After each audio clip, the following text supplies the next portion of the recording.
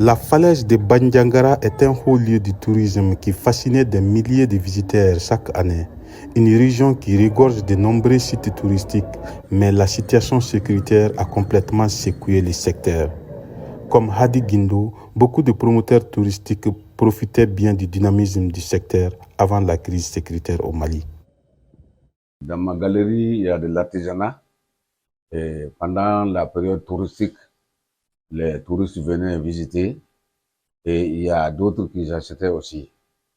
Bon, dans l'achat, je profitais et mes artisans qui venaient me vendre des sculpteurs, ils profitaient beaucoup. Mais depuis que le tourisme a baissé, bon, voilà des objets qui sont là et qui sont en train de pourrir. Une situation qui a conduit beaucoup de guides touristiques au chômage. Suleiman Guiré est un ancien guide. Il était au chômage pendant des années avant de créer sa propre entreprise. Bien avant, au moment où le pays était stable, moi je vivais du tourisme, je suis un guide touristique. Au moment où l'insécurité a envahi le Mali, on a souffert au moins 1 an, 2 ans, et après on s'est dit que ok, bref, il faut se débrouiller et faire quelque chose. Maintenant là, tu vois, les préférés que tu vois là, maintenant actuellement c'est ce que j'ai fait moi. Beaucoup de sites touristiques sont dans un état de dégradation avancé.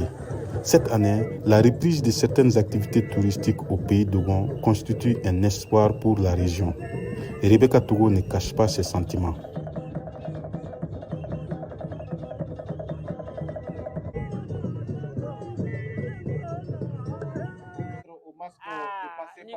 Ça prouve que la paix est de retour progressivement.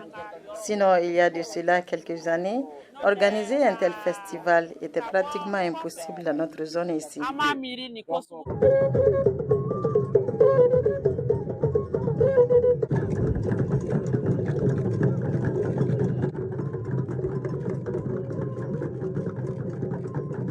Pendant une semaine, des festivaliers venus de l'intérieur du pays ont revisité la diversité du pays d'Ogon à travers chants et danses. Yabouyo Togo est une festivalière. Je suis très contente et très ravie. Le Mali a besoin de ça aujourd'hui, là où nous sommes. Réunir ses dignes fils autour de la culture, de la paix et la cohésion sociale.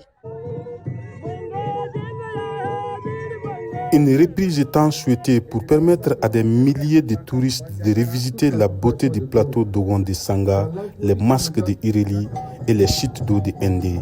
Tidjane Ouedraogo, Koro, VOA Afrique.